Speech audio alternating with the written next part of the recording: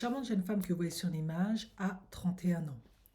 Elle gagne très bien sa vie. En effet, elle semble être une développeuse puisqu'elle est en train de développer une application sur iOS et Android. Elle a de l'argent de côté. Elle dit qu'elle est bien foutue avec un gros bourri. Elle explique qu'elle a pratiquement fini d'acheter sa maison, que tous ses crédits sont payés, qu'elle a deux voitures qui sont payées, qu'elle a de l'argent de côté, que tout va bien.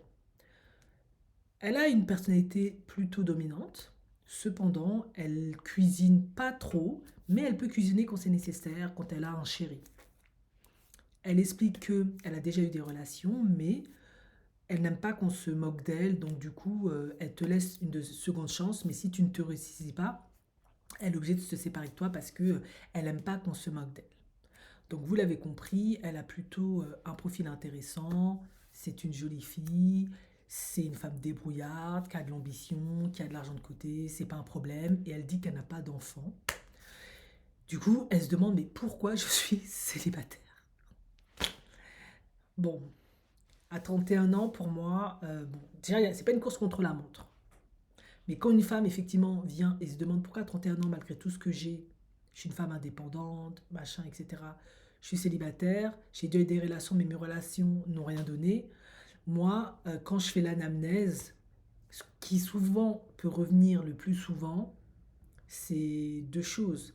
Soit le père était absent, souvent dans le cas des afro-descendantes, c'est parfois un peu ce qui revient. Soit le père était défaillant, violent, abusif avec la mère ou même les enfants, on va dire ça comme ça, où l'environnement était un peu compliqué. Ça peut être ça qui revient. Soit des expériences passées ont créé, en tout cas, certaines blessures qui font que on n'arrive plus à faire confiance en fait. Quoi qu'il en soit, souvent, ce qui peut être la cause du pourquoi du comment, c'est qu'on n'arrive pas à faire confiance parce qu'on a une perception de l'homme, du masculin, biaisée par plein de blessures, de traumas, de situations qu'on a vécues, que la mère a vécues, qu'elle a inconsciemment transmis. Et du coup, bah, même quand on est dans une relation, on est toujours en train de se protéger, de mettre en place plein de mécanismes de protection.